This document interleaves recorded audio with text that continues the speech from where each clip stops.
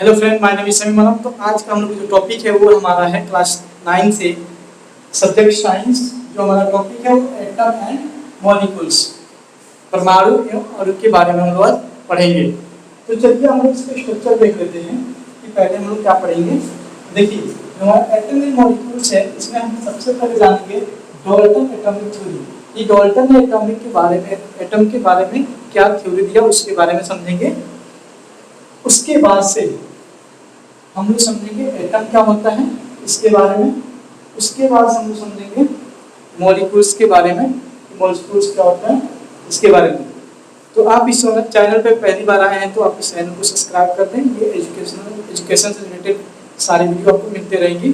तो आप पहले इस चैनल को सब्सक्राइब कर लें और बेल आइकन को जरूर दबा दें और लाइक और शेयर जरूर करें। तो चलिए हम लोग बात करते हैं डाल्टन एटॉमिक थ्योरी के, ठीक है। तो आप इस वीडियो पे अंदर अब हम स्टार्ट करते हैं डाल्टन एटॉमिक थ्योरी से। तो चलिए समझते हैं डाल्टन एटॉमिक थ्योरी होता क्या है। देखिए यहाँ पे जो डाल्टन एटॉमिक थ्योरी होती है, ठीक है, इसका पोस्टुलेट जो डाल्टन ने क्या एटम के बारे में क्या क्या बताया उसके बारे में समझेंगे।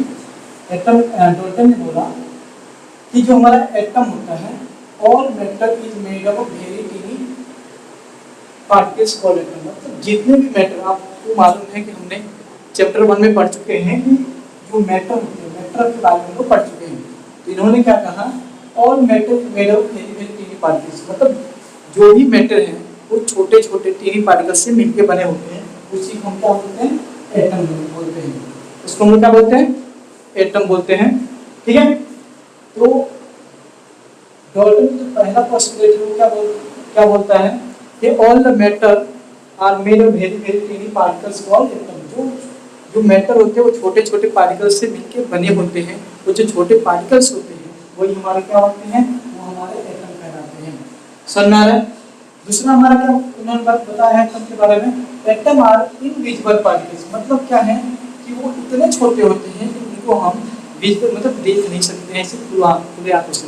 समझ में आ रहा है क्या होता है, इतने वो क्या होते हैं, इनविजिबल होते हैं, हमको ऐसे दिखाई नहीं देते हैं। Which can not be created और डिस्ट्रॉय। ये क्या होता है, केमिकल रिएक्शन में ना ही हम उसको क्रिएट कर सकते हैं, ना ही उसको हम डिस्ट्रॉय, हम ना ही क्रिएट कर सकते हैं ना ही हम डिस्ट्रॉय कर सकते हैं वो केमिकल रिएक्शन में। समझ में आ रहा है। चलिए आगे हम बात करेंगे। वो होता है हमारा एटम ऑफ एन एलिमेंट है identical mass and chemical property. मतलब हर एक एटम का अपना खुद का अपना अलग एक मास होता है, ठीक है, एंड केमिकल प्रॉपर्टी होती है। जैसे एग्जांपल दिया, हाइड्रोजन का जो एटॉमिक मास होता है वो 1 होता है, ठीक है। कार्बन का 12 होता है। सुनना है, ये हर एक एलिमेंट ये अपना एक इसका अलग मास है और इसका एक अलग मास होता है। सुनना है क्या होता है, इनका सबका अपना हर एक एटम का अपना अलग आइडेंटिकल एक अपना अलग अलग क्या होता है मास होता है और इनका केमिकल, ठीक है। अब बात करेंगे एटम ऑफ डिफरेंट एलिमेंट। अगर अलग अलग एलिमेंट है तो उनका अलग अलग मास होगा। तो हमने यहाँ जान चुके हैं कि एटम जो होते हैं उनका अपना एक अलग मास होता है। उसी हम अगर वो सब एक में कंबाइन होंगे, डिफरेंट एलिमेंट होंगे, हर एक एलिमेंट का अपना अलग अलग मास होता है, केमिकल डिफरेंट एलिमेंट होती है। समझ में आ गया। एक बार और समझते हैं क्या होता है डाल्टन एटॉमिक थ्योरी का अगला। जो मैटर होते हैं हमारे वो बने होते हैं टिनी पार्टिकल से, जिसे हम एटम कहते हैं, ठीक है। उसके बाद उन्होंने कहा जो हमारे एटम जो होते हैं वो इनविजिबल होते हैं। क्या होते हैं, दे आर इनविजिबल पार्टिकल्स। वो क्या होते हैं, इनविजिबल पार्टिकल्स होते हैं which can not be created और डिस्ट्रॉयड इन केमिकल रिएक्शन। मतलब उनको ना ही बना सकते हैं ना ही डिस्ट्रॉय कर सकते हैं केमिकल रिएक्शन में। तीसरा जो होता है हमारा एटम ऑफ एलिमेंट का आइडेंटिकल मास। सब एटम का अपना अलग अलग मास होता है और केमिकल प्रॉपर्टीज होती है। वैसे ही एटम ऑफ डिफरेंट एलिमेंट, अगर अलग अलग एलिमेंट है तो अलग अलग मास होगा, अलग अलग केमिकल और प्रॉपर्टीज होगी, केमिकल प्रॉपर्टीज होगी। तो चलिए हम आगे अब देखते हैं एटम क्या होता है उसके बारे में। अब हम लोग का जो अगला इस जो टॉपिक है वो हमारा है एटम। एटम परमाणु के बारे में हम जानेंगे। परमाणु होता क्या है, तो देखिए क्या होता है परमाणु हमारा। And atom is the smallest particle. जो हमारे एटम हम लोग क्या हमारे होते हैं, सबसे स्मॉलेस्ट सबसे छोटे पार्टिकल्स होते हैं किसी भी एलिमेंट्स में। सुन में आ रहा है, हमारे जो एटम होते हैं वो क्या होते हैं, सबसे छोटे पार्टिकल्स होते हैं एलिमेंट का, वो हमारे केमिकल रिएक्शन क्या करते हैं, पार्टिसिपेट करते हैं, भाग लेते हैं। समझना है? An atom is the smallest particles of an element which take part in a chemical reaction। ठीक है, ये हमारा एटम का डिफिनीशन होता है। और एक बार समझिए, जो हमारे एटम होते हैं वो बहुत ही छोटे होते हैं। आगे देखिए क्या बोल रहा है, atom are very small, hence it cannot be seen through it cannot be seen even through very powerful microscope। मतलब इतने छोटे होते हैं जिनको हम ऐसे नहीं देख सकते हैं बिना पावरफुल माइक्रोस्कोप के। अब जब पावरफुल माइक्रोस्कोप यूज करोगे तो आप एटम को देख सकते हो। समझ में आ रहा है? देखिए हमारे एटम क्या होते हैं, बहुत ही छोटे होते हैं। अगर हम बात करें जैसे ये हमारा इतना है, ठीक है, इसमें कम से मिलियंस इसमें आपके एटम होंगे। समझ रहे? तो ये हमारे क्या होते हैं कि हमारे एटम जो होते हैं बहुत ही छोटे होते हैं, जितना आप सोच सको उतने भी उससे भी बहुत छोटे होते हैं। समझ रहे? जिसको हम क्या करते हैं कि हम उनको अगर देखना हो तो पावरफुल माइक्रोस्कोप के सहायता से हम उसको क्या करते हैं, देख सकते हैं। ठीक है, अब जो हमारा बात होगा वो होगा एटॉमिक रेडियस क्या होती है। तो पहले हम बात करते हैं एटॉमिक रेडियस। देखिए हमारा होता है एटम का स्ट्रक्चर होता है, ठीक है, आगे बात करेंगे। तो इसमें हमारा ये होता है हमारा न्यूक्लियस। क्या होता है हमारा, ये हमारा न्यूक्लियस होता है। अब आपको मालूम होगा कि न्यूक्लियस के अंदर क्या होता है, न्यूक्लियस के अंदर हमारे जो होते हैं वो होते हैं न्यूट्रॉन। न्यूट्रॉन जिसका चार्ज क्या होता है, कोई चार्ज नहीं होता है, ठीक है, नो चार्ज होता है इसके ऊपर, नो चार्ज, इसके ऊपर कोई चार्ज नहीं होता है। और न्यूक्लियस के अंदर ही न्यूट्रॉन भी होता है और प्रोटॉन भी होता है। प्रोटॉन क्या क्या पाई जाती है, प्रोटॉन। समझना है? न्यूक्लियस के अंदर हमारा न्यूट्रॉन और प्रोटॉन पाई जाती है। समझना है? अब यहाँ देखिए जो ये न्यूक्लियस है, न्यूक्लियस से लेके जो बाहर का जो सेल है, ये क्या है, सेल है। जो इसकी बीच की दूरी होती है ये हमारी रेडियस होती है। समझ में आ रहा है? ये हमारे क्या होता है, एटम का एक रेडियस होता है। समझ में आ गया? न्यूक्लियस से लेके और बाहरी जो सेल होता है उसके बीच का जो दूरी होता है वही हमारा क्या होता है, रेडियस, एटॉमिक रेडियस होता है। तो आप एटम समझ गए होंगे, एटम क्या होती है, ठीक है, बहुत ही छोटे पार्टिकल्स होते हैं और एटॉमिक रेडियस। अब हम आगे बात करेंगे एटॉमिक नंबर के बारे में। अगला जो हमारा टॉपिक है वो हमारा एटॉमिक नंबर, परमाणु संख्या किसे कहते हैं, परमाणु संख्या के बारे में हम जानेंगे। चलिए देखते हैं परमाणु संख्या होती क्या है। The total number of proton, क्या है, total number of protons lying in the nucleus of an atom. किसी एटम के न्यूक्लियस में जितने भी प्रोटॉन होते हैं वही हमारा एटॉमिक नंबर होता है। एक बार और समझिए, किसी भी एटम के न्यूक्लियस में जितने हमारे प्रोटॉन होते हैं वही हमारा एटॉमिक नंबर होता है। समझना है? तो अब देखिए जो हमारा एग्जांपल देते हैं, जैसे मान लीजिए कार्बन है, ठीक है, कार्बन, कार्बन के एटॉमिक नंबर कितना होता है, 6। अब देखिए क्यों 6 होता है, तो ये रहा, ठीक है, जो इसके न्यूक्लियस में क्या होता है, जो प्रोटॉन की मात्रा होती है, प्रोटॉन कितने होंगे इसके, प्रोटॉन 6 है, इसीलिए इसका एटॉमिक नंबर भी 6 हुआ है। समझ में आ रहा है? अब एक आपको मालूम है प्रोटॉन क्या होता है, प्लस का चार्ज होता है। अब देखिए यहाँ पे क्या होता है, न्यूक्लियस में हमारा न्यूट्रॉन और प्रोटॉन पाई जाती है, और जो ये बाहर होता है ये वाला होता है, यहाँ पे हमारी न्यूट्रॉन पाई जाती है। क्या पाई जाती है, न्यूट्रॉन, जो माइनस का चार्ज होता है। समझ में आ रहा है? क्या होता है, माइनस का चार्ज होता है। अब देखिए कितने 6 हमारे प्रोटॉन हो गए, कितने हमारे इलेक्ट्रॉन के पास कितने होते हैं, वो भी हमारे 6। मतलब यहाँ से हमें ये आ रहा है कि हमारा इलेक्ट्रॉन इक्वल्स टू प्रोटॉन, मतलब इलेक्ट्रॉन और प्रोटॉन की मात्रा दोनों क्या होती है, दोनों बराबर होती है। सो में जितना इलेक्ट्रॉन होता है उतना ही प्रोटॉन होता है। बट यहाँ हमको प्रोटॉन की जितना प्रोटॉन होगा उसके हिसाब से हम बताएंगे कि उसका एटॉमिक, उस एटम का एटॉमिक नंबर कितना है। जैसे कार्बन का प्रोटॉन, कार्बन कितने प्रोटॉन है, 6 है, इसलिए एटॉमिक नंबर कार्बन का 6 होता है। अब देखिए जो एटॉमिक नंबर को हम डिनोट कैसे करते हैं, जेड से डिनोट करते हैं। कैसे दर्शाते हैं, जेड से हम एटॉमिक नंबर को दर्शाते हैं। समझ में आ रहा है? जैसे एटॉमिक नंबर को हम जेड से डिनोट करते हैं। तो अब अगर ये क्या होता है, ये मान लीजिए कोई एटम है एक्स, कोई हमने मान लिया कोई एटम है, तो यहाँ जो दिया होगा जेड से, ये जो नीचे देता है ये हमारा एटॉमिक नंबर होता है, और जो ए होता है ये हमारा एटॉमिक मास होता है, कैपिटल जेड और कैपिटल ए से हमारा डिनोट होता है। तो एटॉमिक नंबर हमेशा नीचे दिया होगा, एटॉमिक मास हमारा ऊपर दिया होगा। तो अभी हम बात करेंगे एटॉमिक मास के बारे में। तो चलिए आगे स्टार्ट करते हैं एटॉमिक मास। अगला जो टॉपिक है वो हमारा है एटॉमिक मास, परमाणु भार के बारे में हम समझेंगे। परमाणु भार होता क्या है, तो चलिए देखते हैं। It is the sum of total number of proton and neutron.